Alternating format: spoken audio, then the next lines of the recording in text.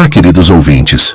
Bem-vindos a mais uma jornada através dos tempos, onde as lições do passado iluminam nosso presente. Hoje vamos conhecer Catarina, uma jovem órfã que, em meio às fazendas de café do Brasil Imperial, descobrirá que o verdadeiro amor nasce não da conveniência, mas da comunhão de propósitos nobres. Uma história de redenção, perdão e esperança que nos ensina sobre a força transformadora da dignidade humana. Em 1875, quando o aroma de café perfumava os vales paulistas e a sociedade imperial ditava destinos, uma jovem órfã estava prestes a descobrir que sua maior riqueza não seria o dote que não possuía, mas a dignidade que carregava no coração.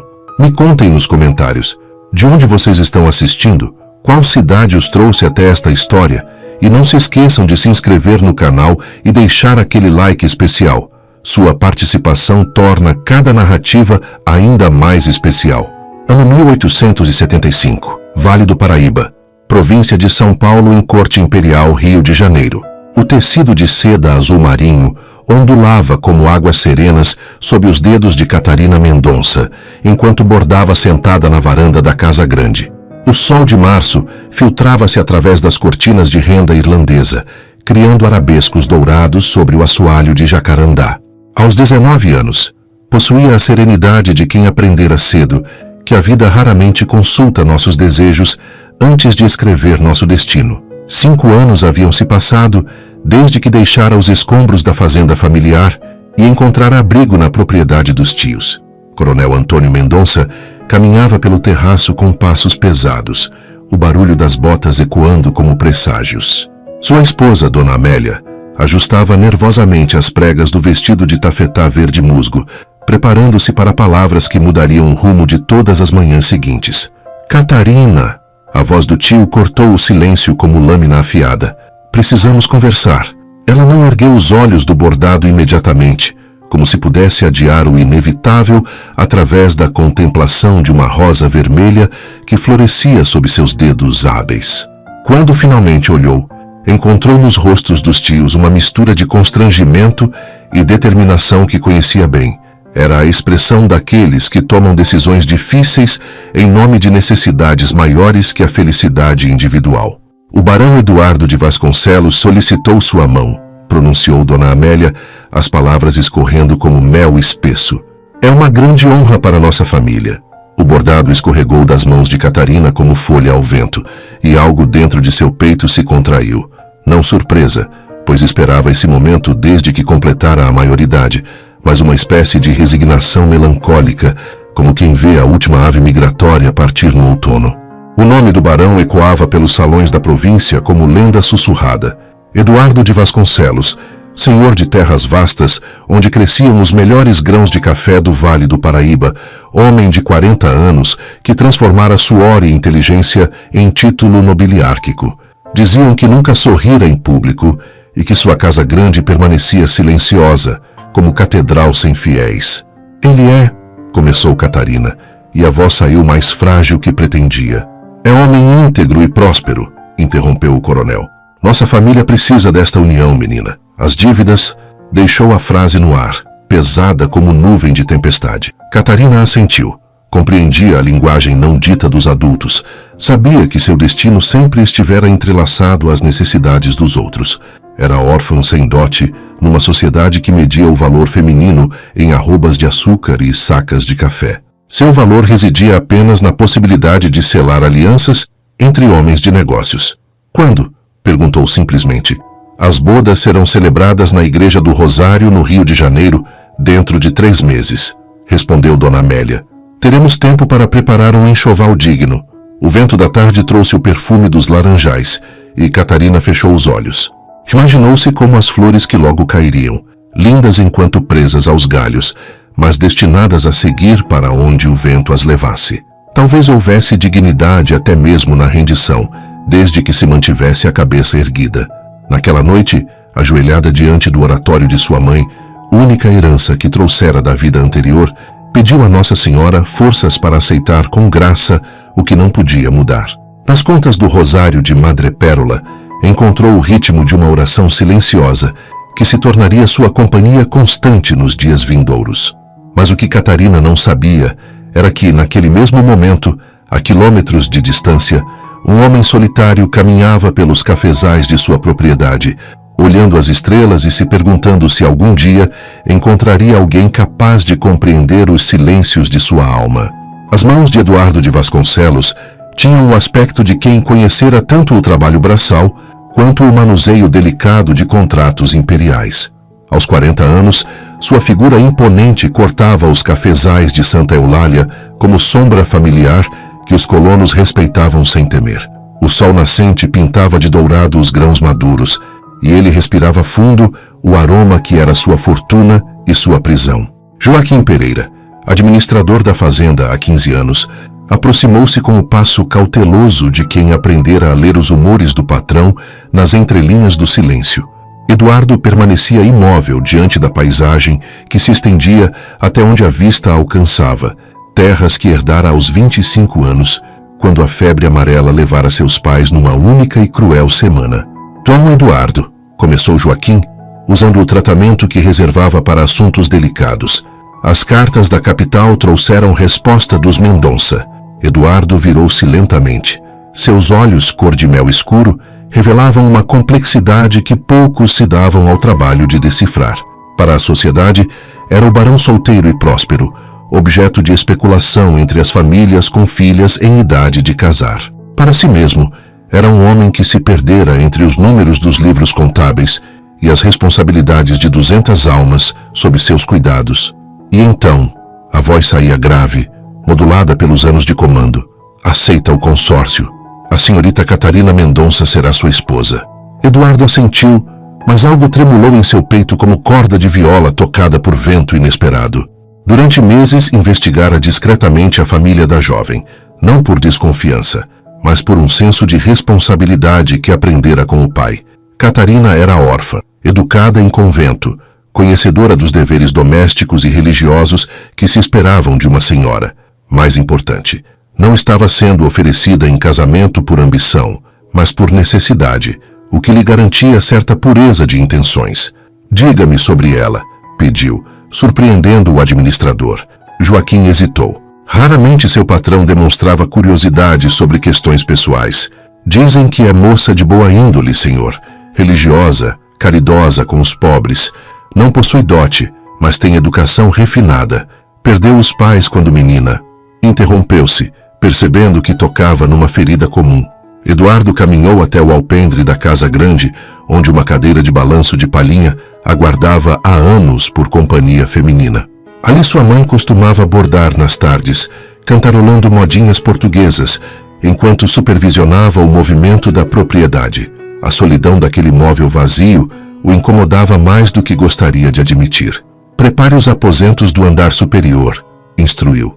A futura baronesa deve sentir-se bem acolhida. Sim, senhor. E os preparativos para a cerimônia? Eduardo suspirou. As convenções sociais exigiam pompa, mas algo em seu íntimo desejava simplicidade. Contudo, a jovem merecia uma entrada digna na sociedade imperial, especialmente considerando suas origens humildes. Que seja na Igreja do Rosário, como convém à nossa posição. Convide as melhores famílias do Rio e do Vale. Ela deve sentir-se uma verdadeira baronesa desde o primeiro dia. Naquela tarde, sentado em seu gabinete diante de uma carta em branco, Eduardo tentou encontrar palavras adequadas para uma jovem que se tornaria sua esposa sem nunca tê-lo conhecido. Como dirigir-se a alguém cuja vida estava sendo alterada por sua vontade? Como demonstrar respeito por uma decisão que ela não tomara, mas apenas aceitara? Molhou a pena no tinteiro e escreveu com caligrafia cuidadosa. Senhorita Catarina, é com profundo respeito que me dirijo à senhora neste momento único de nossas vidas. Espero ser digno da confiança que deposita em mim e prometo zelar por sua felicidade com a mesma dedicação que dispenso aos deveres que Deus me confiou. Mas algo o deteve. As palavras soavam formais demais, distantes demais. Amassou o papel e tentou novamente, procurando um tom que expressasse sua sinceridade sem comprometê-lo emocionalmente. Afinal, ainda não sabia que tipo de união seria aquela, casamento de conveniência ou parceria que poderia florescer em algo mais profundo. Lá fora, O canto dos sabiás anunciava o entardecer e Eduardo se perguntou se Catarina também apreciava o coro dos pássaros ao fim do dia. Seria essa a primeira de muitas descobertas que fariam um sobre o outro nos anos vindouros? O ateliê de Madame Dubois perfumava-se com essência de lavanda francesa e o murmúrio constante de agulhas deslizando sobre sedas importadas. Catarina permanecia imóvel sobre o pequeno tablado, enquanto a costureira, uma mulher de meia-idade com sotaque ainda carregado de Paris, ajustava as medidas do vestido de noiva com a precisão de quem criava obras de arte. Mademoiselle tem a cintura perfeita para esta silhueta, comentou Madame Dubois, fixando alfinetes ao longo do corpete de cetim marfim. O barão escolheu bem. As palavras ecoaram estranhamente nos ouvidos de Catarina. Escolheu bem, como se ela fosse uma peça de mobiliário sendo avaliada por sua funcionalidade e aparência. Dona Amélia, sentada numa poltrona de veludo bordô, sorria com aquela expressão de quem finalmente via planos antigos se concretizarem. O tecido chegou de Lyon, na França, explicava a costureira, alisando as pregas da saia amplamente rodada. Seda pura, bordada à mão com fios de prata. E vejam estas pérolas. Catarina observava seu reflexo no espelho de corpo inteiro. A jovem que a encarava parecia uma estranha lindamente vestida. Alguém interpretando um papel para o qual não se sentia preparada. O vestido era magnífico, certamente, mas pesava sobre seus ombros como armadura contra um futuro desconhecido. Falta ainda o véu, murmurou Madame Dubois, retirando de uma caixa forrada de cetim azul uma cascata de tule francês bordado com flores de laranjeira em fios de ouro. Pertenceu à mãe do barão, que Deus a tenha. Ele fez questão de que a senhora o usasse. O coração de Catarina acelerou. Usar o véu da falecida baronesa significava ser aceita numa linhagem, herdeira não apenas de um nome, mas de memórias alheias. Sentia-se simultaneamente honrada e intimidada pela responsabilidade. Durante as horas seguintes, desfilaram pelo ateliê vestidos para recepções, trajes de passeio, roupões de cambraia para os momentos íntimos do lar. Cada peça era escolhida por Dona Amélia, com o cuidado de quem preparava uma representante da família para o teatro da alta sociedade. O barão enviou isto, disse a tia, retirando da bolsa um estojo de veludo verde escuro. Catarina abriu com dedos trêmulos. Sobre cetim branco, repousava um colar de esmeraldas colombianas intercaladas com diamantes, acompanhado de brincos e pulseira do mesmo conjunto. A beleza das pedras era ofuscante, mas foi o bilhete anexo que realmente tocou sua alma. Para adornar aquela que trará luz aos cômodos silenciosos de Santa Eulália, com respeito e esperança. Eduardo, esperança. A palavra dançou em sua mente como borboleta pousando em flor. Talvez aquele homem desconhecido também nutrisse receios sobre o casamento arranjado. Talvez ele também se perguntasse se seria possível construir afeto sobre alicerces de conveniência. As outras senhoritas da sociedade estão morrendo de inveja, comentou Dona Amélia, ajustando o colar no pescoço da sobrinha. Pescar um barão solteiro aos 40 anos é mais raro que encontrar diamante em riacho comum. Pescar. Mais uma vez, Catarina se sentia reduzida à conquista, como se sua única virtude fosse ter despertado interesse em alguém de posses. Mas algo no tom respeitoso do bilhete sugeria que Eduardo de Vasconcelos via nela mais do que uma barganha vantajosa. Naquela tarde, enquanto retornavam à casa dos tios, Catarina observava o movimento das ruas do Rio de Janeiro.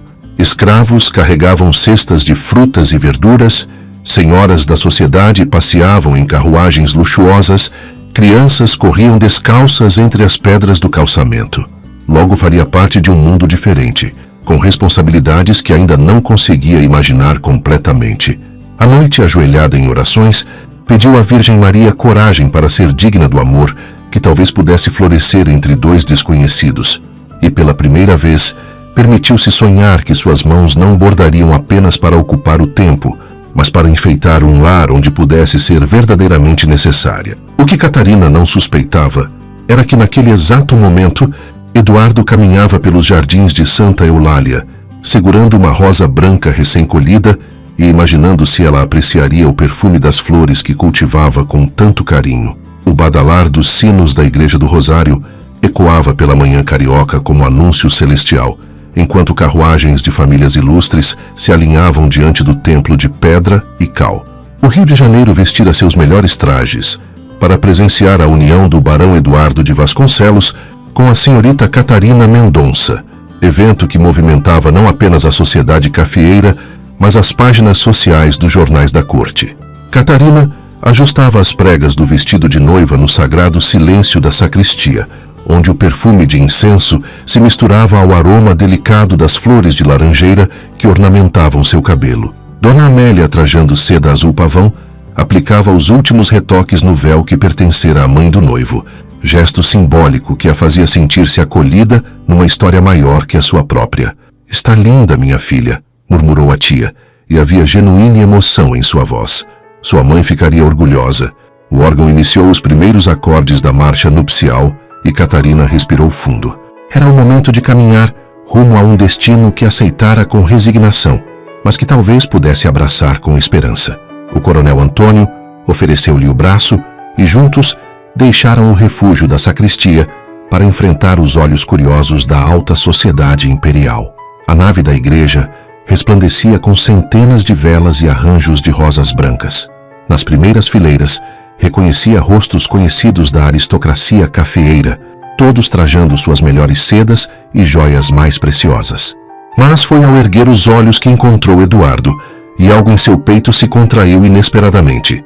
De fraque preto impecável e gravata de seda branca, Eduardo de Vasconcelos possuía uma elegância natural que transcendia o vestuário. Seus olhos cor-de-mel escuro a observavam com uma intensidade que não era possessiva, mas curiosa, como quem contempla um mistério que deseja compreender.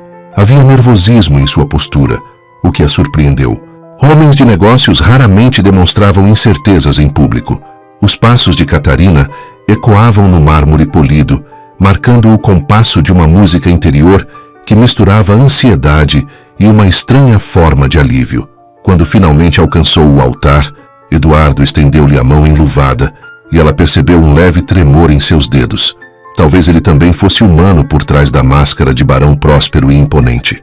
Padre Antônio Silva, pároco conhecido por suas homilias poéticas, iniciou a cerimônia com voz solene.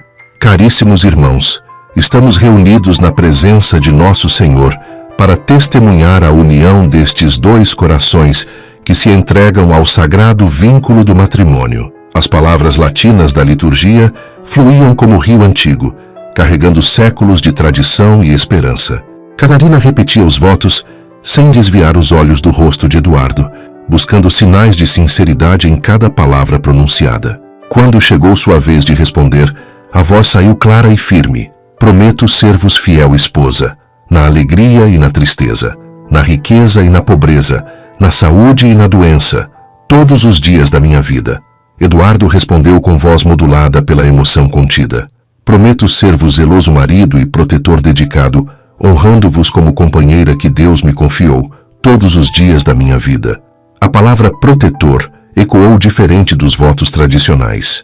Havia algo pessoal naquela promessa, como se Eduardo compreendesse que ela chegava até ele não por amor, mas por necessidade, e desejasse transformar esse arranjo em algo mais nobre. Quando o padre os declarou marido e mulher, Eduardo aproximou-se respeitosamente. Em vez do beijo apaixonado que alguns esperavam, tomou delicadamente sua mão enluvada e beijou-a como cavalheiro cortejando dama de alta linhagem. Gesto que falava de paciência, de respeito, de promessa de tempo, para que a intimidade florescesse naturalmente. Os sinos repicaram triunfantes e os convidados explodiram em aplausos. Catarina olhou mais uma vez para Eduardo e viu por um instante um sorriso genuíno iluminar seu rosto habitualmente sério. Talvez houvesse esperança, afinal, de que dois estranhos pudessem descobrir caminhos para se tornarem companheiros verdadeiros. Mas enquanto caminhavam juntos pela nave em direção à luz do dia, nenhum dos dois imaginava que o destino havia tramado para eles muito mais do que um casamento de conveniência. Havia preparado uma jornada de revelações que testaria não apenas sua capacidade de amar, mas sua coragem para perdoar. A carruagem deslizava pelos caminhos serpenteantes da Serra da Mantiqueira, e Catarina observava pela janela a paisagem que se transformava gradualmente. As colinas suaves do Rio de Janeiro davam lugar às montanhas mais imponentes do Vale do Paraíba, onde o verde dos cafezais se estendia até onde a vista alcançava. Ao seu lado, Eduardo mantinha-se respeitosamente distante, apontando marcos da região com a cortesia de um anfitrião recebendo visita ilustre. Ali está o primeiro vislumbre de Santa Eulália, disse ele, indicando com a mão enluvada uma construção que surgia entre as árvores. Catarina seguiu seu olhar e sentiu o fôlego se comprimir no peito. A casa grande elevava-se imponente sobre uma colina suave, suas janelas de guilhotina refletindo o sol do meio-dia como olhos vigilantes. A arquitetura colonial portuguesa misturava-se com elementos neoclássicos. Colunas de mármore sustentavam um alpendre generoso, enquanto jardins à francesa se estendiam em geometrias perfeitas ao redor da construção principal. É magnífica, murmurou, e havia sinceridade em sua admiração. Eduardo sorriu discretamente, o primeiro sorriso espontâneo que ela testemunhava. Meus pais projetaram cada detalhe pensando nas gerações futuras. Desejavam que Santa Eulália fosse não apenas uma propriedade produtiva, mas um lar onde a família pudesse florescer. A palavra família pairou no ar entre eles, carregada de expectativas não verbalizadas. Catarina baixou os olhos para as mãos enluvadas, imaginando se algum dia se sentiria realmente dona daqueles espaços grandiosos. A carruagem parou diante da escadaria principal, onde criados uniformizados aguardavam informação respeitosa. Eduardo desceu primeiro e ofereceu-lhe a mão para auxiliá-la. Quando seus pés tocaram no chão da propriedade, que agora também era sua, Catarina experimentou uma sensação estranha, como se estivesse representando um papel para o qual ainda decorava as falas. "Bem-vinda ao lar, baronesa", disse Eduardo, e o título soou estranho em seus ouvidos. Uma mulher negra de meia-idade, trajando vestido azul marinho impecável, aproximou-se com passo digno. Seus olhos inteligentes avaliavam Catarina com curiosidade respeitosa. "Esta é tia Benedita", apresentou Eduardo. "Cuida da casa desde antes do meu nascimento. É alforriada há 15 anos e conhece cada canto desta propriedade melhor que eu mesmo." "Seja muito bem-vinda, sinhazinha", disse tia Benedita, fazendo mesura graciosa. A casa estava precisando de senhora para trazer vida aos cômodos. Catarina correspondeu à cortesia com um sorriso genuíno. Havia algo maternal na presença daquela mulher que a fazia sentir-se menos solitária naquele ambiente grandioso. Eduardo conduziu-a através dos cômodos principais, salão com móveis franceses, biblioteca com estantes de jacarandá que iam do chão ao teto, sala de música com piano de cauda vienense. Cada ambiente respirava riqueza refinada, mas também uma espécie de solidão elegante. Era como visitar um museu onde alguém morava, mas não necessariamente vivia. "Preparei para a senhora o quarto da ala leste", disse Eduardo quando chegaram ao andar superior. "Tem vista para os jardins e recebe a luz da manhã. Pensei que, até que se sinta completamente confortável, seria mais adequado termos aposentos separados." A delicadeza do gesto tocou Catarina profundamente. Em uma sociedade onde os direitos conjugais eram considerados inquestionáveis, Eduardo oferecia-lhe tempo e espaço para se adaptar à nova realidade. "Agradeço sua consideração", respondeu, e havia genuína gratidão em sua voz. O quarto que lhe destinara era amplo e arejado, decorado em tons de rosa antigo e dourado. Uma cama de mogno com dossel de renda francesa dominava o ambiente, enquanto uma escrivaninha junto à janela aguardava por cartas que talvez ela nunca escreveria. Sobre a cômoda, um buquê de rosas brancas perfumava o ar com delicadeza. "Se precisar de qualquer coisa, tia Benedita estará sempre disponível", disse Eduardo, detendo-se na soleira da porta. "E eu espero que, com o tempo, possa sentir-se verdadeiramente em casa." Quando ele se retirou, Catarina caminhou até a janela e contemplou os jardins que se estendiam até os cafezais. Era tudo muito belo, muito civilizado, muito distante da simplicidade de sua vida anterior. Mas havia algo reconfortante na presença respeitosa de Eduardo, na dignidade de tia Benedita, na solidez daquela construção que prometia abrigar seus dias futuros. Naquela primeira noite em Santa Eulália, ajoelhada diante do oratório que Eduardo mandara instalar em seu quarto, Catarina pediu a Nossa Senhora da Conceição coragem para transformar aquele arranjo matrimonial em algo mais profundo. E enquanto as estrelas se acendiam sobre os cafezais, não sabia que Eduardo caminhava pelos jardins, olhando a janela iluminada de seu quarto e se perguntando se algum dia conseguiria conquistar não apenas seu respeito, mas também sua afeição. 3 semanas haviam se passado desde a chegada de Catarina a Santa Eulália, e uma rotina delicada começava a se estabelecer entre os dois. As manhãs encontravam-nos tomando café juntos no alpendre, compartilhando comentários corteses sobre o clima e os trabalhos da fazenda. Eduardo demonstrava uma paciência infinita, aguardando que ela se habituasse aos ritmos daquela vida nova, enquanto Catarina gradualmente descobria os detalhes que compunham a personalidade de seu marido. Naquela tarde de abril, o céu se pintava de tons alaranjados, enquanto Eduardo a convidava para um passeio pelos jardins. Caminharam em silêncio companheiro pelas alamedas de roseiras, onde o perfume adocicado se misturava à brisa que vinha das montanhas. Catarina observava como ele conhecia cada planta pelo nome, tocando delicadamente as pétalas como quem cumprimenta amigos antigos. Minha mãe plantou esta roseira no ano em que nasci, comentou, detendo-se diante de um arbusto carregado de flores cor de marfim. Dizia que cada rosa era uma oração de gratidão pela família que Deus lhe concedera. Era a primeira vez que Eduardo falava espontaneamente sobre seus pais, e Catarina percebeu a oportunidade de conhecê-lo mais profundamente. Devem ter sido pessoas especiais para criar alguém como o senhor, disse suavemente. Eduardo sorriu com melancolia. Eram sim. Meu pai, o Visconde Henrique de Vasconcelos, possuía um senso de justiça que às vezes entrava em conflito com os costumes da época. Minha mãe, Dona Isabel, tinha o dom de transformar cada cômodo desta casa em refúgio de paz. Sentaram-se num banco de mármore sob uma pérgola coberta por jasmins e Catarina percebeu que Eduardo parecia lutar contra palavras que desejava pronunciar, mas temia as consequências. Catarina, disse finalmente, e era a primeira vez que usava seu nome sem formalidades. Há algo que preciso lhe contar sobre sua família, sobre seus pais. O coração dela acelerou. Durante anos aceitara a versão oficial da morte dos pais. Um acidente de carruagem na Serra do Mar, quando viajavam a negócios para a capital. Mas algo no tom grave de Eduardo sugeria que a verdade era mais complexa. Seus pais, Deus os tenha, morreram tentando fazer justiça, prosseguiu ele, observando suas mãos como se buscasse coragem nelas. Descobriram que um dos sócios de seu pai estava falsificando títulos de terra, roubando pequenos proprietários através de documentos forjados.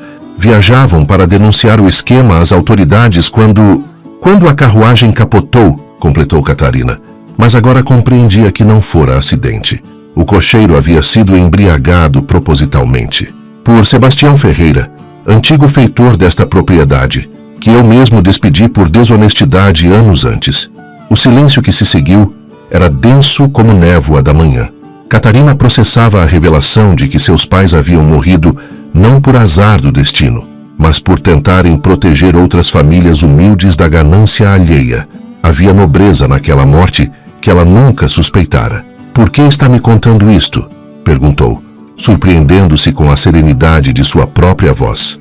Porque descobri o esquema investigando as finanças de minha própria fazenda. Porque criei um fundo para ressarcir as famílias prejudicadas e porque... Hesitou. Porque quero que saiba que, quando soube da situação de sua família, vi neste casamento não apenas uma conveniência, mas uma oportunidade de honrar a memória de pessoas íntegras. Catarina olhou para Eduardo com olhos novos. Aquele homem que a sociedade via apenas como barão próspero e solteiro, era, na verdade, alguém que carregava o peso da justiça sobre os ombros, que transformara a riqueza em instrumento de reparação. Há mais, continuou ele. Sebastião ainda vive. Está preso na cadeia de Taubaté aguardando julgamento por outros crimes. Se desejar, podemos visitá-lo, para que possa ouvir de sua própria boca a confirmação do que lhe contei. A proposta ecoou no ar como desafio. Catarina fechou os olhos e sentiu pela primeira vez, desde a chegada a Santa Eulália, que estava diante de uma escolha verdadeiramente sua. Poderia continuar vivendo na versão simplificada do passado ou ter coragem de enfrentar a verdade completa, mesmo que dolorosa. Quero ir, disse, e sua voz saiu firme como pedra fundamental. Quero ouvir da boca dele o que realmente aconteceu. Eduardo assentiu, e ela percebeu admiração em seu olhar. Então iremos amanhã. Juntos? Naquela noite, Catarina permaneceu longa hora em oração, mas não pediu força para suportar revelações dolorosas. Pediu sabedoria para compreender que, às vezes, conhecer a verdade é o primeiro passo para construir algo genuinamente verdadeiro sobre alicerces sólidos. E enquanto as estrelas se acendiam sobre Santa Eulália, Eduardo caminhava pelos cafezais, compreendendo que acabara de cruzar uma fronteira invisível. Deixara de ver Catarina apenas como esposa de conveniência para reconhecer nela uma mulher corajosa o suficiente para enfrentar verdades difíceis ao lado de um homem que ainda aprendia a respeitá-la verdadeiramente. A viagem até Taubaté transcorreu em silêncio contemplativo, pontuado apenas pelo ritmo cadenciado dos cascos da carruagem sobre as pedras do caminho. Catarina observava a paisagem que desfilava pela janela.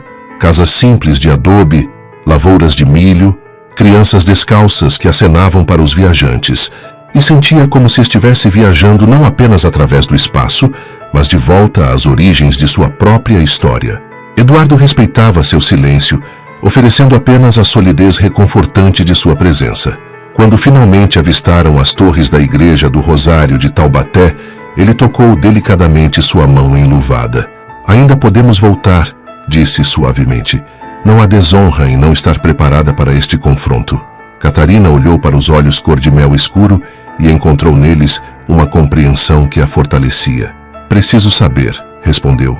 Meus pais merecem que eu conheça a verdade completa sobre seu sacrifício. A cadeia pública de Taubaté era um edifício sombrio de pedra e cal, onde o cheiro de mofo se misturava ao odor penetrante de corpos confinados. O carcereiro, homem magro de bigodes grisalhos, conduziu-os através de corredores estreitos até uma cela onde Sebastião Ferreira aguardava, sentado sobre uma esteira rasgada. O homem que se ergueu diante deles pouco lembrava o feitor arrogante que Eduardo conhecera anos antes. Os cabelos grisalhos, o rosto sulcado por rugas de amargor, as mãos trêmulas falavam de alguém consumido pelo remorso e pelas consequências de seus atos. Patrão, murmurou Sebastião baixando os olhos, e a senhora deve ser... Sou Catarina Mendonça, filha de João e Isabel Mendonça. O nome ecoou na cela úmida e Sebastião estremeceu como se tivesse recebido um golpe físico. Meu Deus, sussurrou. Eu não sabia que tinha filha. Conte a ela o que me confessou ontem, disse Eduardo com voz firme. Sebastião lutou contra as palavras como quem enfrenta demônio interior. Finalmente, começou a falar com voz rouca. Seu pai era homem direito, sinhazinha. Descobriu que eu estava falsificando documentos para o Dr. Tobias Almeida, roubando terras de gente simples. Seu pai quis ir à polícia, denunciar tudo. Eu fiquei com medo, desesperado. Embriaguei o cocheiro José antes da viagem, sabendo que as estradas da serra eram perigosas. A confissão saía como pus de ferida antiga, e Catarina sentiu as lágrimas queimar em seus olhos. Mas não eram lágrimas apenas de dor, eram também de uma estranha forma de alívio. Finalmente conhecia a verdade completa. Por quê? Perguntou, e sua voz saiu mais serena do que esperava. Por ganância, sinhazinha, por medo de perder o dinheiro sujo que estava ganhando. Agora sei que perdi muito mais. Perdi minha alma, perdi minha filha, que se envergonha do pai que tem. Perdi o direito de olhar no espelho sem ver um assassino. Catarina observou aquele homem destruído pelo peso de suas escolhas e sentiu algo inesperado brotar em seu peito. Não raiva, mas uma forma de piedade que ela mesma não compreendia completamente. Tem família? Perguntou. Tenho uma filha, Maria, 15 anos. Trabalha como lavadeira para não passar fome. É boa menina, não merece pagar pelos pecados do pai. Eduardo e Catarina trocaram um olhar significativo. Havia algo naquela revelação que tocava o coração de ambos. Onde posso encontrá-la? Perguntou Catarina. A pergunta surpreendeu Sebastião. Trabalha numa casa em Pindamonhangaba, sinhazinha. Mas por que quer saber? Catarina não respondeu imediatamente. Algo se movia em seu interior. Uma compreensão de que a justiça verdadeira talvez não fosse apenas punir os culpados, mas também proteger os inocentes que sofriam as consequências. Perdoa o Senhor, disse finalmente, e as palavras ecoaram na cela úmida como sinos de igreja. Em nome de meus pais que eram cristãos e acreditavam no poder do perdão, eu o perdoo. Sebastião desabou em soluços, ajoelhando-se sobre a palha úmida da cela. Não mereço. Nenhum de nós merece o perdão de Deus, interrompeu Catarina. Mas ele nos oferece a si mesmo. É isso que faz dele Deus. E é isso que nos faz cristãos. Perdoar não porque o outro merece, mas porque nós precisamos ser livres do peso do rancor. Durante a viagem de volta, Eduardo observava Catarina com admiração crescente. Esperara encontrar uma jovem fragilizada pela revelação dolorosa, mas encontrou uma mulher fortalecida pela verdade e enobrecida pelo perdão. Foi corajoso o que fez, disse ele. Foi necessário, respondeu Catarina. E agora preciso lhe pedir um favor. Qualquer coisa. Quero que encontremos Maria, a filha dele. Quero oferecer-lhe trabalho em Santa Eulália, educação, uma chance de vida digna. Não podemos desfazer o mal que seu pai fez, mas podemos impedir que ela pague por crimes que não cometeu. Eduardo sorriu. O primeiro sorriso verdadeiramente radiante que Catarina via em seu rosto. Faremos isso juntos, prometeu. Como marido e mulher, como companheiros na busca por justiça. E pela primeira vez desde o casamento, Catarina sentiu que não estava apenas cumprindo um papel, mas construindo ao lado de Eduardo algo que poderia se transformar em parceria verdadeira, baseada em valores compartilhados e propósitos comuns. As semanas que se seguiram à visita a Taubaté trouxeram uma transformação sutil, mas perceptível, na dinâmica entre Catarina e Eduardo. Os silêncios corteses deram lugar a conversas mais profundas, pontuadas por descobertas mútuas que teciam lentamente os fios de uma intimidade genuína. Maria Ferreira chegou a Santa Eulália numa manhã de maio, quando o orvalho ainda perlava as pétalas das rosas. Era uma jovem de 15 anos com olhos inteligentes e mãos calejadas pelo trabalho, que trazia no semblante a dignidade daqueles que aprendem cedo a sobreviver com honra, apesar das circunstâncias adversas. Catarina recebeu-a no alpendre da casa grande, vestindo um simples vestido de algodão azul que a fazia parecer mais próxima, menos inalcançável que as senhoras da sociedade que Maria conhecera apenas de longe. Seja bem-vinda, Maria, disse com voz calorosa. Esta é sua nova casa, pelo tempo que desejar permanecer. A jovem baixou os olhos constrangida. Sinhazinha é muito bondosa, mas eu... É meu pai. Seu pai cometeu erros que ele mesmo está pagando, interrompeu Catarina gentilmente. Você não é responsável pelas escolhas dele. Aqui será julgada apenas por seus próprios atos. Eduardo, observando a cena discreta à distância, sentia crescer em seu peito algo que não experimentava desde a morte dos pais.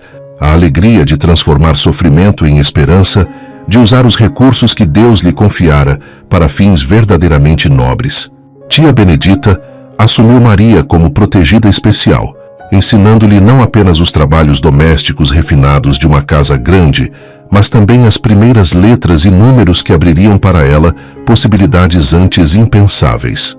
Catarina supervisionava pessoalmente a educação da jovem, descobrindo nela uma inteligência viva que absorvia conhecimento como terra seca absorve chuva. Foi durante uma dessas lições vespertinas que Eduardo se aproximou da saleta, onde Catarina ensinava Maria a ler trechos simples da Bíblia. Ficou na soleira, observando a paciência com que sua esposa repetia as palavras, a delicadeza com que corrigia os erros, sem jamais demonstrar impaciência. A senhora tem jeito para o ensino, comentou quando Maria se retirou para ajudar na cozinha. Catarina sorriu, fechando o livro sobre a mesa. Sempre sonhei em ser professora. Antes de tudo mudar, imaginava-me numa escolinha do interior ensinando crianças a descobrir o mundo através das letras. Era a primeira vez que ela compartilhava um sonho pessoal, e Eduardo percebeu a honra que representava aquela confiança. Por que não continua sonhando? Perguntou, aproximando-se da janela onde a luz dourada do entardecer criava arabescos sobre o assoalho. Temos terras, temos recursos. Por que não construir uma escola aqui mesmo em Santa Eulália? Catarina olhou para ele com surpresa. Uma escola?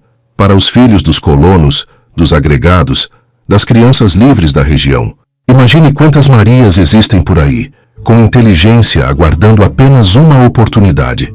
A ideia floresceu entre eles como rosa desabrochando, e pela primeira vez desde o casamento, Catarina sentiu que seus sonhos pessoais poderiam encontrar espaço dentro daquela vida que não escolhera, mas que talvez pudesse abraçar com paixão. Seria maravilhoso, murmurou. Mas as pessoas aceitariam? Uma baronesa ensinando crianças pobres. As pessoas aceitarão o que demonstrarmos ser correto através do exemplo, respondeu Eduardo com convicção. E além do mais, será que a opinião alheia importa mais que fazer o bem? Naquela noite, sentados no alpendre sob o manto estrelado, planejaram juntos os primeiros esboços da escola. Eduardo falava com paixão sobre arquitetura e financiamento, enquanto Catarina contribuía com ideias sobre metodologias de ensino e material didático. Era a primeira vez que trabalhavam verdadeiramente como parceiros, unidos por um propósito que transcendia suas individualidades. Sabe, disse Eduardo de repente no meio da conversa sobre livros infantis, não esperava que o casamento pudesse ser isto. Isto como? Perguntou Catarina, embora percebesse que algo mudara entre eles. Uma sociedade verdadeira. Descobrir que duas pessoas podem se complementar mesmo quando se conhecem por acaso, não por escolha. Catarina sentiu o coração acelerar. Havia algo na voz de Eduardo, na maneira como seus olhos refletiam o luar, que sugeria que ele não falava apenas sobre parceria de trabalho. Talvez, disse suavemente, Deus tenha maneiras misteriosas de colocar as pessoas certas no caminho umas das outras. Eduardo estendeu a mão, tocando delicadamente os dedos de Catarina. Foi o primeiro toque deliberadamente íntimo entre eles, e ambos sentiram a eletricidade sutil que correu entre suas peles. Catarina, murmurou ele, posso nutrir a esperança de que este arranjo se transforme em algo mais profundo. Ela não respondeu com palavras. Em vez disso, entrelaçou seus dedos aos dele, gesto simples que carregava a promessa de que dois estranhos estavam, lenta e delicadamente, descobrindo os caminhos que levariam à construção de um amor verdadeiro. E sob as estrelas de Santa Eulália, enquanto os sabiás entoavam sua serenata noturna, Catarina e Eduardo compreenderam que haviam cruzado a fronteira invisível entre obrigação e escolha, entre conveniência e afeto genuíno. 6 meses haviam transformado Santa Eulália numa sinfonia de vozes infantis e sonhos realizados.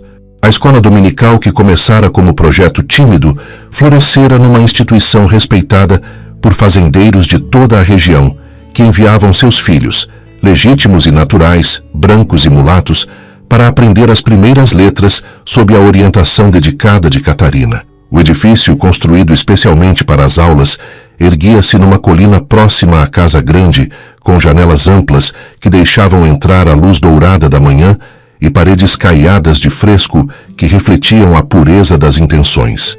60 crianças de 5 a 14 anos ocupavam as carteiras de madeira de lei que Eduardo mandara fabricar por carpinteiros especializados de São Paulo. Catarina caminhava entre as fileiras, observando Maria, agora com 17 anos e formada pela escola normal, orientar os alunos mais novos na arte de formar as primeiras palavras.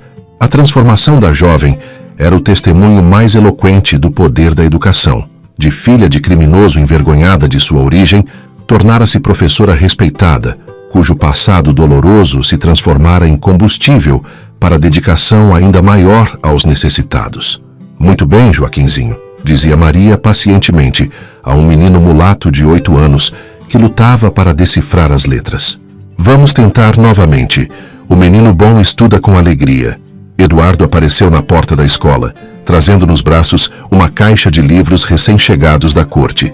Sua presença ainda fazia o coração de Catarina acelerar, não mais com nervosismo, mas com uma forma de alegria íntima que aprendera a reconhecer como amor verdadeiro. Os livros de história sagrada chegaram, anunciou, depositando a caixa sobre a mesa da professora. As crianças se alvoroçaram, rodeando a caixa como passarinhos disputando migalhas. Catarina sorriu, observando como Eduardo se ajoelhou no chão para ficar na altura dos pequenos, explicando pacientemente cada gravura colorida que ilustrava as histórias bíblicas. Havia algo tocante na maneira como aquele homem de 42 anos, acostumado a negociar com barões do café e políticos da corte, se transformava numa criança maior quando cercado pelos alunos da escola. Catarina percebera que Eduardo encontrara na paternidade adotiva de todas aquelas crianças uma forma de preencher vazios que nem ele mesmo sabia possuir. Tia Catarina, chamou uma menina negra de olhos espertos. Quando vamos aprender sobre as estrelas? Na próxima semana, Rosinha, respondeu Catarina, alisando carinhosamente os cabelos crespos da menina. Tio Eduardo prometeu trazer um telescópio da capital. Tio Eduardo.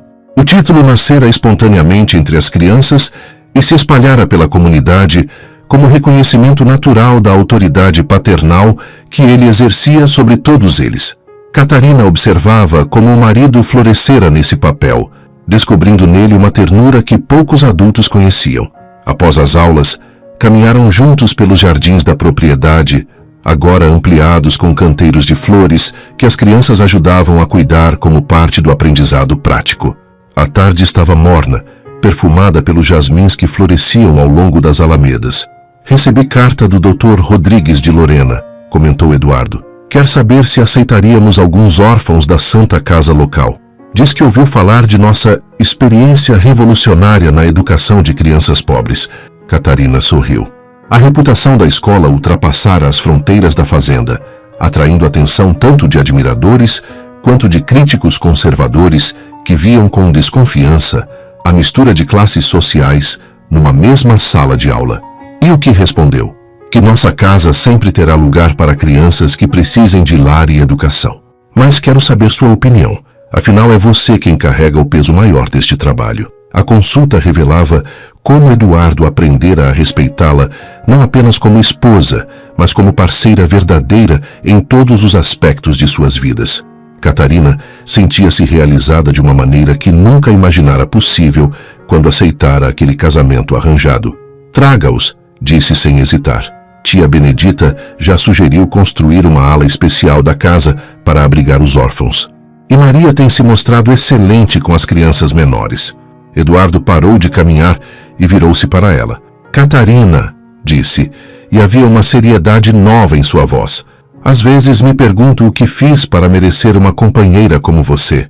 Ela sentiu o calor subir as faces. Talvez a pergunta seja outra. O que fizemos para merecer um ao outro? Ou melhor ainda, o que podemos fazer para merecer a confiança que Deus depositou em nós? Eduardo aproximou-se, tomando delicadamente suas mãos entre as suas. Sei que nosso casamento começou como arranjo prático, disse baixinho. Mas quero que saiba que hoje, se pudesse escolher novamente, escolheria você. Não pela conveniência, não pelas circunstâncias, mas por quem você é, por como transforma tudo ao seu redor em algo mais belo e significativo. As palavras ecoaram no coração de Catarina como música há muito aguardada. Ela ergueu os olhos para encontrar os dele e viu ali não apenas o respeito e a admiração que se desenvolveram ao longo dos meses, mas algo mais profundo e duradouro. Eduardo, murmurou, eu também o escolheria. Hoje e sempre. O beijo que se seguiu foi diferente dos gestos corteses que haviam marcado os primeiros tempos de casamento. Foi o primeiro beijo de duas pessoas que descobriram o amor através da convivência, do trabalho compartilhado, do propósito comum. Um beijo que selava não apenas a união de dois corpos, mas a fusão de duas almas que aprenderam a amar, servindo juntas ao próximo. E enquanto o sol se punha sobre Santa Eulália, pintando o céu de tons rosados e dourados, Catarina e Eduardo compreenderam que haviam conquistado algo raro e precioso. Um casamento que começara por necessidade, mas florescera em parceria verdadeira, baseada no amor que nasce do respeito mútuo e da dedicação comum ao bem. O outono de 1878 trouxe para Santa Eulália não apenas as primeiras folhas amareladas dos plátanos franceses, mas também notícias perturbadoras que ameaçavam a paz construída com tanto cuidado ao longo dos últimos anos. Dr. Tobias Almeida, o advogado corrupto que fora sócio de Sebastião Ferreira no esquema de falsificação de títulos, havia sido solto da prisão de Taubaté por falta de provas suficientes. Eduardo recebeu a informação através de uma carta lacrada que chegou pelas mãos de Joaquim Pereira, o administrador, durante o café da manhã. Catarina observou como o semblante do marido se ensombreceu à medida que lia as linhas escritas em caligrafia nervosa pelo delegado da comarca. Mas notícia? Perguntou, servindo-se de geleia de goiaba caseira que tia Benedita preparara na véspera. Eduardo dobrou cuidadosamente a carta antes de responder. Doutor, Tobias conseguiu reverter sua condenação. Alegou irregularidades no processo e falta de testemunhas diretas. Está livre. O nome ecoou na sala de jantar como presságio sombrio. Catarina sabia que aquele homem representava a personificação de tudo que havia destruído sua família original. A ganância, que se disfarçava de respeitabilidade, a corrupção que se escondia atrás de títulos acadêmicos e posição social. Isso significa que ele pode voltar a fazer o que fazia antes? Perguntou Maria, que se juntara a eles para a refeição matinal. Um hábito que Eduardo incentivava, tratando-a verdadeiramente como filha adotiva da família. Legalmente sim, respondeu Eduardo com amargor. Mas tenho fontes que indicam que ele já está articulando novos golpes, desta vez visando pequenos produtores da região de Bananal. Catarina sentiu uma revolta crescer em seu peito. Não podia aceitar que o homem responsável pela morte de seus pais continuasse livre para destruir outras famílias inocentes. Temos que fazer alguma coisa, disse, surpreendendo-se com a firmeza de sua própria voz. Catarina, começou Eduardo em tom de advertência. Não, interrompeu ela erguendo-se da cadeira com determinação que raramente demonstrava. Meus pais morreram tentando impedir que ele prejudicasse pessoas indefesas. Não posso simplesmente cruzar os braços enquanto ele continua sua obra de destruição. Eduardo observou a esposa com uma mistura de admiração e preocupação. Durante os 3 anos de casamento, aprendera a respeitar a força interior que se escondia sob a aparência delicada de Catarina, mas sabia também que enfrentar Dr. Tobias significava mexer com uma rede de corrupção que tinha ramificações na própria corte. O que sugere que façamos? Perguntou, reconhecendo no tom que ela já havia refletido sobre o assunto. Primeiro, precisamos reunir provas irrefutáveis de seus crimes atuais. Segundo, devemos organizar os pequenos fazendeiros para que não caiam em suas armadilhas. Terceiro, hesitou por um momento. Terceiro, acho que devemos visitar meu pai, Sebastião, novamente. A sugestão surpreendeu tanto Eduardo quanto Maria. Sebastião Ferreira continuava preso, mas suas condições haviam melhorado significativamente graças às intervenções discretas que o casal promovia. Eduardo enviava regularmente alimentos e roupas, enquanto Catarina providenciara um padre para oferecer assistência espiritual ao homem arrependido. Por que visitá-lo? Perguntou Maria, lutando contra emoções conflitantes em relação ao pai. Porque ele conhece melhor que ninguém os métodos de Dr. Tobias, explicou Catarina. E por quê? Parou, buscando palavras para expressar um pensamento complexo, porque talvez seja chegada a hora de oferecer-lhe uma chance de redenção verdadeira. Eduardo compreendeu imediatamente o que ela estava sugerindo.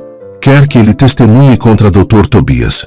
Quero que ele tenha a oportunidade de reparar parte do mal que fez, não para diminuir sua culpa, mas para impedir que outros inocentes sofram. A conversa foi interrompida pela chegada de um menino dos estábulos, que trouxe notícias ainda mais alarmantes. Famílias inteiras de pequenos produtores estavam sendo despejadas de suas terras na região de Bananal, com base em documentos cuja autenticidade era questionável, mas cuja contestação judicial custava mais do que os pequenos proprietários podiam pagar. É o mesmo método que ele usava no tempo de meus pais, murmurou Catarina. Forja documentos. Apresenta-os a famílias simples que não têm como contratar advogados e se aproveita de sua vulnerabilidade. Eduardo tomou uma decisão rápida. Joaquim chamou o administrador que aguardava instruções no alpendre. Prepare a carruagem. Vamos a Taubaté ainda hoje. Para quê? Perguntou o homem, surpreso com a urgência. Para visitar um prisioneiro que talvez possa nos ajudar a impedir que outros paguem pelos erros que ele mesmo cometeu no passado. Naquela tarde, enquanto se preparavam para a viagem, Catarina sentia uma determinação crescer em seu peito. Não era mais a jovem resignada que aceitara passivamente um casamento arranjado. Era uma mulher que descobrira seu propósito ao lado de um marido que respeitava sua força e que estava disposta a lutar pela justiça, mesmo que isso significasse enfrentar as sombras mais sombrias de seu passado. Mas o que nenhum deles imaginava era que Dr. Tobias Almeida também havia recebido informações sobre as atividades do casal em Santa Eulália e que já tramava uma vingança que testaria não apenas sua coragem, mas a própria solidez da união que construíram com tanto cuidado. A cela de Sebastião Ferreira estava diferente da última vez que a visitaram. Uma pequena cruz de madeira pendia da parede encardida e sobre um caixote improvisado como mesa repousava uma Bíblia com páginas amareladas pelo uso constante. O próprio homem parecia transformado, mais magro certamente, mas havia em seus olhos uma serenidade que não possuía 2 anos antes. Sinhá Catarina, seu Eduardo, cumprimentou, levantando-se respeitosamente quando os guardas abriram a cela. Catarina observou o homem que fora responsável pela morte de seus pais e sentiu mais uma vez aquela estranha mistura de dor e compaixão que aprendera a reconhecer como perdão cristão amadurecido. Sebastião, disse Eduardo, indo diretamente ao assunto. Dr. Tobias Almeida foi solto. Voltou às suas atividades criminosas, destruindo famílias em Bananal exatamente como fazia antes. O nome do antigo sócio fez Sebastião estremecer. Eu sabia que isso ia acontecer, murmurou. Homem como ele sempre dá um jeito de escapar das consequências. Tem dinheiro, tem influências. Por isso viemos procurá-lo, interrompeu Catarina. Queremos sua ajuda para detê-lo definitivamente. Sebastião olhou para ela com incredulidade. Minha ajuda? Sinhazinha, eu sou a última pessoa no mundo que... É exatamente por ser quem é que pode nos ajudar, disse Catarina com firmeza. Conhece os métodos dele, sabe como funciona o esquema, pode dar detalhes que nenhuma outra testemunha conseguiria fornecer. Mas eu sou criminoso condenado. Quem vai acreditar na palavra de alguém como eu? Eduardo se inclinou para a frente. Se estivermos ao seu lado, se eu e Catarina testemunharmos sua sinceridade no arrependimento, se trouxermos documentos que comprovem suas declarações, sua palavra terá peso, sim. Sebastião permaneceu em silêncio longo tempo, olhando alternadamente para o casal que lhe oferecia uma chance de redenção. E Maria? Perguntou finalmente. Minha filha, como ela se sentiria sabendo que o pai está sendo usado como testemunha? Maria sabe de nossa visita, respondeu Catarina suavemente. Foi ela mesma que sugeriu que viéssemos. Disse algo que me tocou profundamente. Se meu pai pode usar o que sabe do mal para impedir mais mal, talvez Deus esteja lhe oferecendo um caminho para a redenção verdadeira. Os olhos de Sebastião se encheram de lágrimas. Ela disse isso?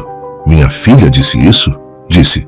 E mais, quero vir visitá-lo se o senhor aceitar. Quer conhecer o homem em que seu pai se transformou, não apenas lembrar do homem que ele era. Sebastião desabou no choro. Não o choro de autocomiseração que conheceram na visita anterior, mas lágrimas de gratidão por uma segunda chance que nunca achou merecer. Eu aceito, disse através das lágrimas. Aceito testemunhar. Aceito enfrentar, doutor. Tobias, aceito qualquer consequência se isso puder evitar que outras famílias passem pelo que a família da Sinhazinha passou por minha culpa. Eduardo assentiu gravemente. Então, vamos trabalhar juntos.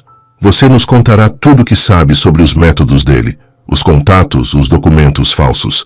Eu me encarregarei de reunir advogados honestos e juízes íntegros. Catarina organizará as famílias prejudicadas para que prestem queixa formal. E eu? Perguntou Sebastião. Você, disse Catarina, vai ter a oportunidade de olhar Dr. Tobias nos olhos e contar a verdade completa sobre como vocês destruíram minha família e outras famílias inocentes. Vai poder dizer que se arrepende e que quer reparar o mal que fez. Nas semanas seguintes, a estratégia tomou forma. Sebastião forneceu detalhes minuciosos sobre o funcionamento do esquema criminoso, revelando não apenas métodos, mas também nomes de outros envolvidos e localizações de documentos escondidos. Eduardo usou suas influências para reunir um time de advogados competentes, enquanto Catarina organizou as vítimas em Bananal, oferecendo-lhes apoio legal gratuito e encorajando-as a não desistir da luta. Maria fez várias visitas ao pai na prisão, e cada encontro fortalecia tanto a determinação dele de colaborar com a justiça, quanto a capacidade dela de perdoar o passado sem esquecer suas lições. Sabe o que mais me impressiona? Comentou Eduardo numa tarde, enquanto organizavam documentos no escritório de Santa Eulália. O quê? Perguntou Catarina, levantando os olhos dos papéis que examinava. Como você conseguiu transformar a maior tragédia de sua vida numa oportunidade de fazer justiça? Seus pais ficariam orgulhosos. Catarina sorriu, mas havia seriedade em sua expressão. Aprendi que a verdadeira honra aos mortos não está em cultivar ódio pelos seus algozes, mas em impedir que outros sofram o mesmo mal. Se conseguirmos parar Dr. Tobias definitivamente, a morte de meus pais terá servido a um propósito maior. Eduardo aproximou-se tomando as mãos da esposa entre as suas. E eu aprendi que me casei não apenas com uma mulher corajosa, mas com alguém que compreende o verdadeiro significado de justiça cristã. Fora das janelas do escritório, as crianças da escola brincavam no pátio, suas vozes alegres ecoando pelos jardins de Santa Eulália. Era um lembrete constante de que, por trás de toda a luta pela justiça, estava o desejo simples de construir um mundo onde os inocentes pudessem crescer em segurança. E enquanto se preparavam para o confronto final com Dr. Tobias Almeida, Catarina e Eduardo sabiam que não lutavam apenas contra um criminoso individual, mas pela esperança de que o bem sempre encontraria maneiras de triunfar sobre o mal, especialmente quando movido pelo amor verdadeiro e pela fé inabalável na providência divina. O tribunal de Taubaté nunca havia presenciado um julgamento que atraísse tanta atenção da sociedade regional. Fazendeiros, comerciantes, pequenos proprietários e até representantes da imprensa da corte ocupavam todos os assentos disponíveis na sala de audiências, ansiosos para testemunhar o que os jornais chamavam de o julgamento do século no Vale do Paraíba. Dr. Tobias Almeida apresentava-se impecável em seu fraque preto, cartola e bengala de castão dourado, a imagem perfeita do cidadão respeitável que cultivara durante décadas. Seus advogados, 3 dos mais caros do Rio de Janeiro, flanqueavam-no com ar confiante, esperando que a palavra de um criminoso confesso, como Sebastião Ferreira, não tivesse peso suficiente contra a reputação de seu cliente. Do lado oposto, Catarina ocupava uma cadeira na primeira fila, vestindo um elegante traje azul marinho que realçava sua dignidade natural. Eduardo, ao seu lado, trajava o uniforme de gala que usara apenas 2 vezes, desde que recebera o título de barão. Queria que todos compreendessem a seriedade com que encarava aquele momento. Maria, sentada entre os dois, segurava um pequeno crucifixo de madeira que talhara para o pai durante suas visitas à prisão. Aos 19 anos, transformara-se numa jovem de postura serena e olhar determinado, que enfrentava o julgamento do pai com a coragem de quem aprendera que a redenção é possível para todos os arrependidos, sinceros. Quando Sebastião foi conduzido ao banco das testemunhas, um murmúrio percorreu o tribunal. O homem que emergia dos anos de prisão pouco lembrava o feitor arrogante e criminoso de outrora. Vestindo roupas limpas, mas simples, cabelos grisalhos penteados com cuidado, carregava nas mãos uma Bíblia surrada pelo uso constante. Estado civil? Perguntou o escrivão. Sebastião Ferreira, 52 anos, pai de Maria Ferreira, pecador arrependido buscando a redenção através da verdade. A resposta inesperada causou nova onda de murmúrios. Dr. Tobias franziu o senho. Não esperava que seu antigo comparsa assumisse publicamente sua condição de criminoso arrependido.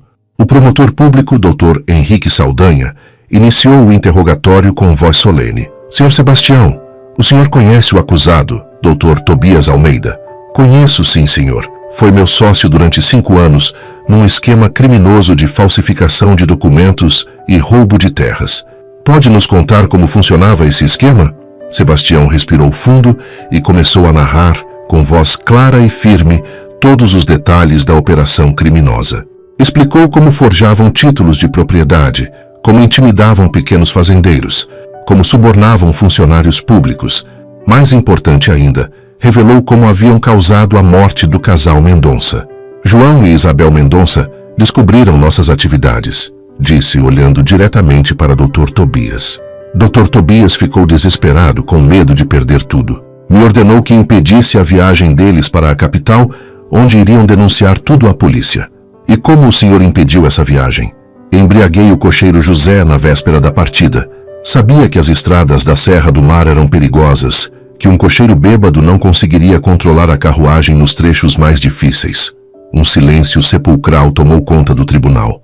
Dr. Tobias tentava manter a compostura, mas pequenas gotas de suor começavam a aparecer em sua testa. Senhor, Sebastião, interveio um dos advogados de defesa. O senhor é um criminoso condenado tentando diminuir sua própria pena através de acusações falsas. Não, doutor, interrompeu Sebastião com serenidade. Eu já estou condenado e aceito minha condenação. Não busco diminuir minha pena, busco impedir que Dr. Tobias continue destruindo famílias como destruiu a família Mendonça. Eduardo pediu licença para falar como testemunha de caráter.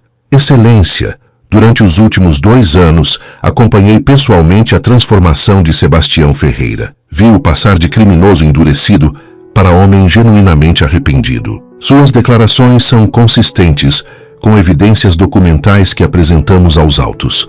Catarina também foi chamada a depor. Perdi meus pais devido às ações criminosas dos acusados, disse com voz firme. Mas aprendi que a verdadeira justiça não está na vingança. Está em impedir que outros inocentes sofram o mesmo mal. Por isso perdoei Sebastião Ferreira e por isso luto para que Dr. Tobias seja impedido de continuar suas atividades criminosas. O momento decisivo chegou quando o próprio Dr. Tobias foi chamado a se defender.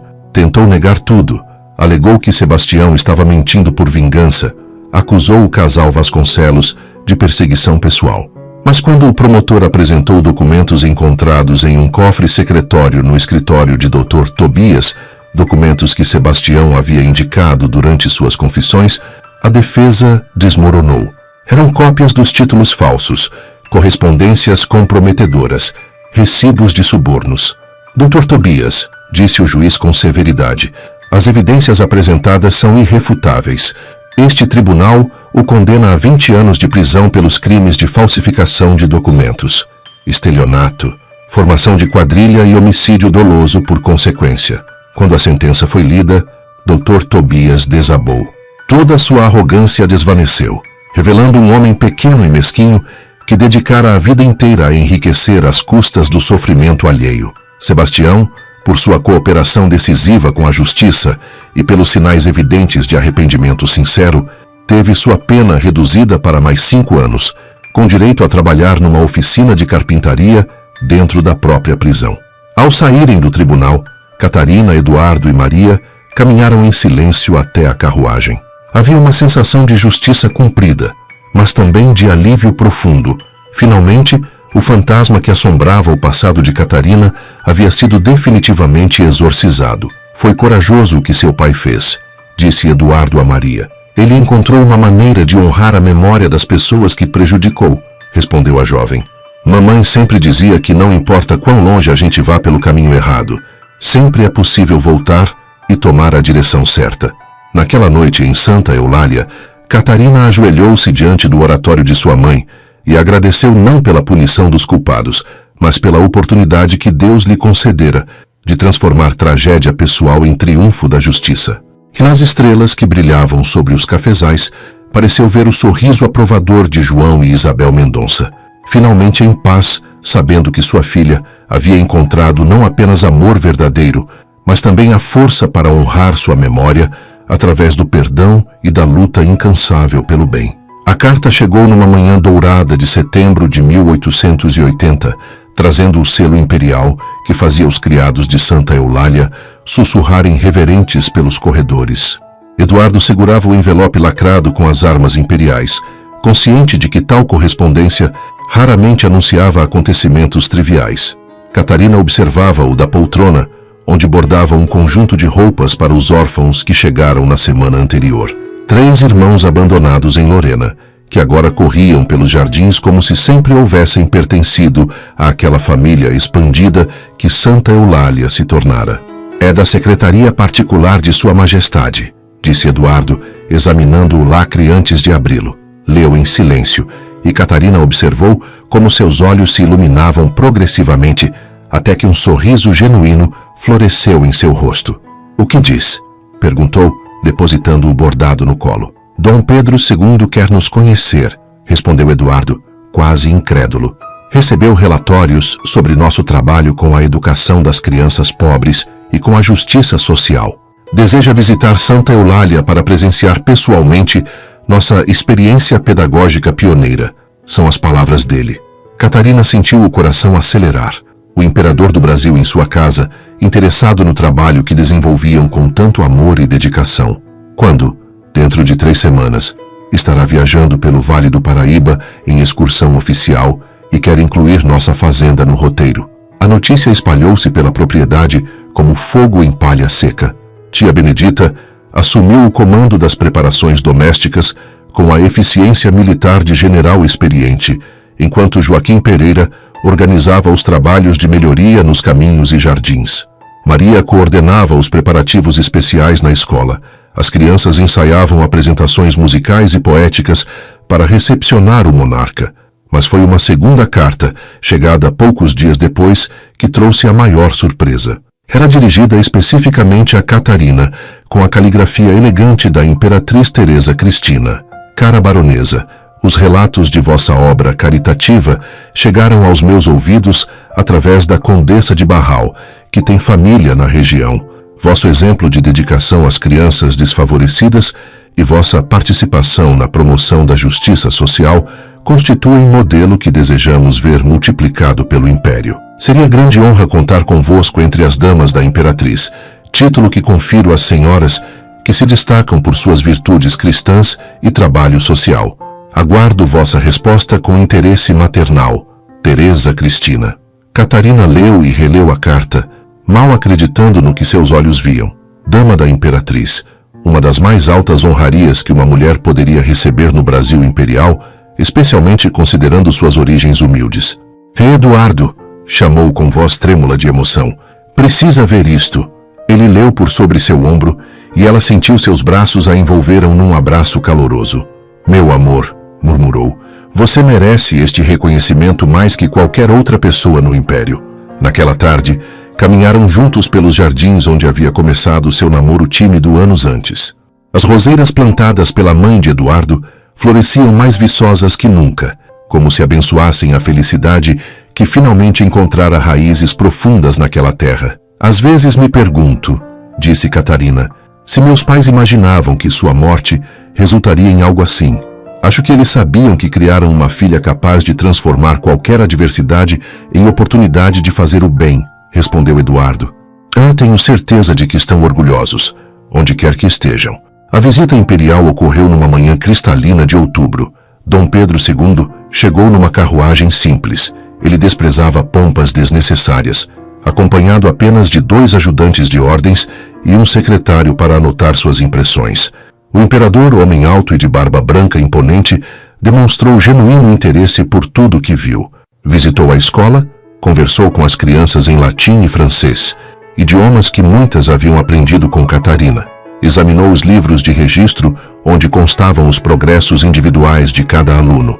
Baronesa, disse a Catarina enquanto observavam uma aula de matemática, o que vejo aqui contradiz aqueles que afirmam ser impossível educar crianças de origens tão diversas numa mesma sala. Majestade, respondeu Catarina com serenidade, a inteligência não conhece cor de pele nem condição social. Conhece apenas oportunidade ou falta dela. Dom Pedro sorriu.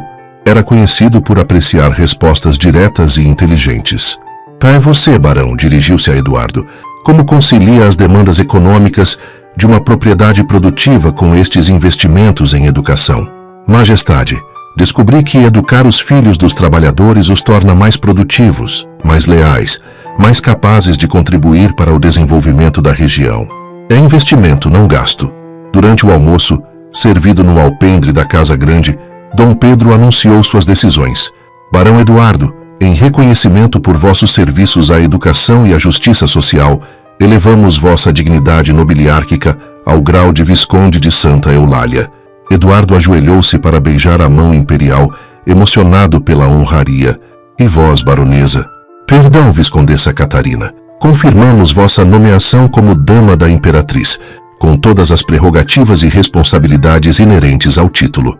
Quando a comitiva imperial se retirou, Catarina e Eduardo permaneceram no alpendre, observando a carruagem se afastar pela estrada empoeirada. Eram agora viscondes de Santa Eulália, reconhecidos pela mais alta autoridade do Império por uma obra que começara simplesmente como tentativa de dar sentido a um casamento arranjado. Sabe o que mais me emociona? Disse Catarina, entrelaçando seus dedos aos de Eduardo. O que, meu amor? Que chegamos até aqui não apesar de nosso casamento ter começado por conveniência, mas exatamente por causa disso. Deus usou um arranjo humano para nos colocar juntos no lugar certo, na hora certa, para fazermos o trabalho que ele tinha planejado para nós. Eduardo beijou delicadamente sua testa. E o melhor é que nossa história está apenas começando. Mas nenhum dos dois imaginava que naquele exato momento, Catarina carregava em seu ventre a maior surpresa de todas. A continuação literal da linhagem nobre que acabara de ser elevada e a promessa de que os valores que construíram juntos seriam transmitidos para gerações futuras. A primavera de 1880 trouxe para Santa Eulália não apenas o renascer das flores nos jardins franceses, mas também a confirmação de que a vida de Catarina e Eduardo se completaria com a bênção que ambos secretamente aguardavam desde os primeiros meses de verdadeira intimidade matrimonial.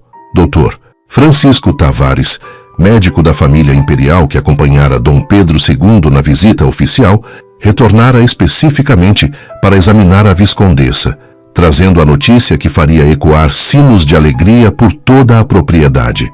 Viscondessa, anunciou com um sorriso paternal, tenho a honra de informar que a senhora aguarda gêmeos. Pelos meus cálculos devem nascer no início do próximo ano.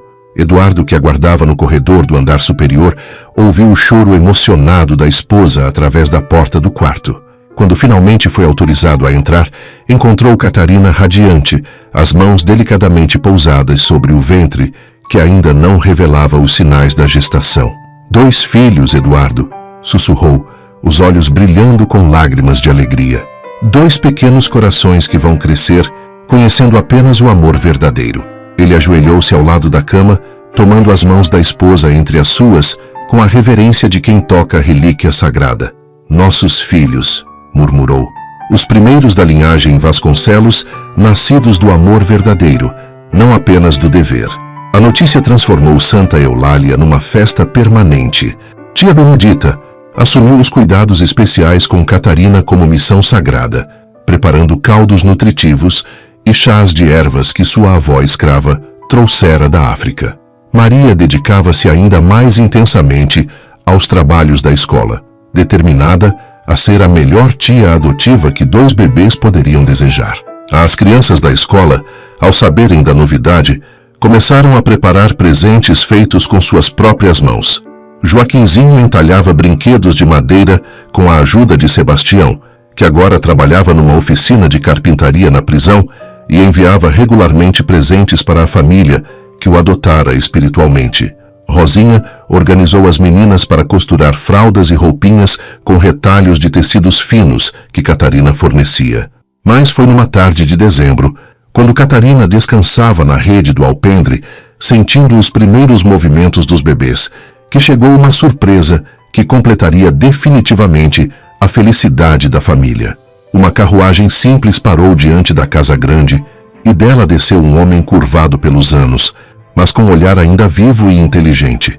Era Padre Antônio Silva, o mesmo que celebrara o casamento de Catarina e Eduardo na Igreja do Rosário, anos antes. Padre, exclamou Catarina tentando se levantar da rede. Quieta, minha filha, disse ele com voz carinhosa. Vim trazer uma notícia que não podia confiar ao correio. Eduardo aproximou-se, intrigado com a visita inesperada.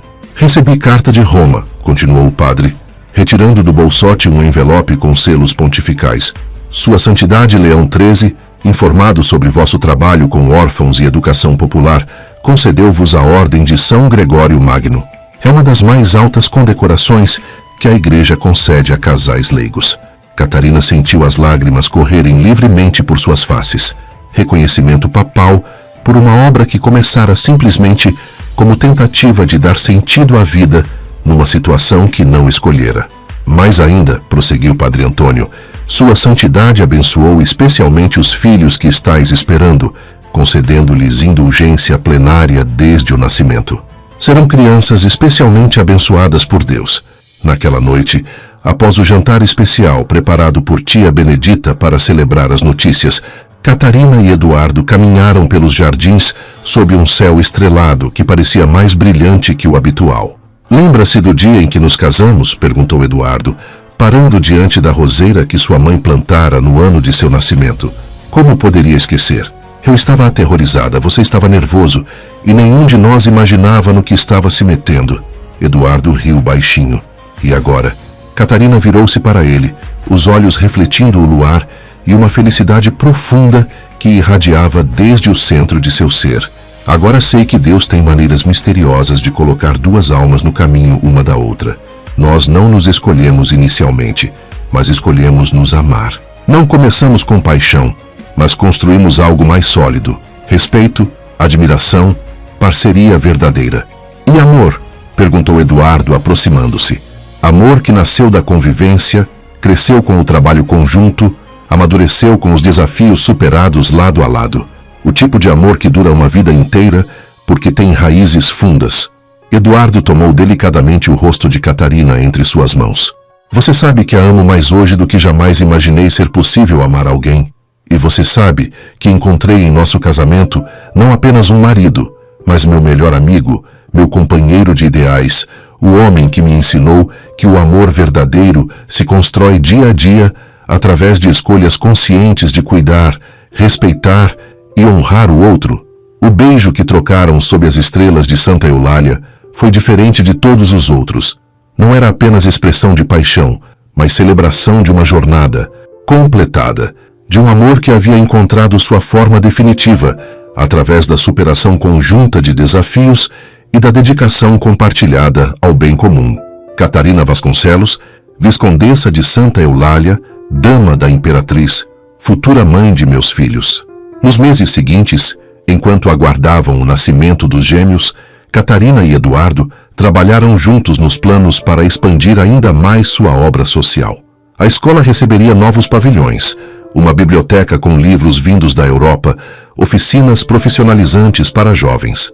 A Santa Casa de Misericórdia que construíram atenderia não apenas Santa Eulália, mas toda a região do Vale do Paraíba. E quando finalmente, numa manhã dourada de janeiro de 1881, nasceram Isabel e Henrique, nomes escolhidos em homenagem aos pais falecidos de ambos, Catarina segurou os pequenos nos braços e compreendeu que sua vida havia encontrado seu sentido pleno. Dois bebês que cresceriam conhecendo apenas o amor verdadeiro, educados nos valores cristãos e no compromisso social, herdeiros não apenas de um título nobiliárquico, mas de uma linhagem de pessoas que aprenderam a transformar adversidades em oportunidades de servir ao próximo.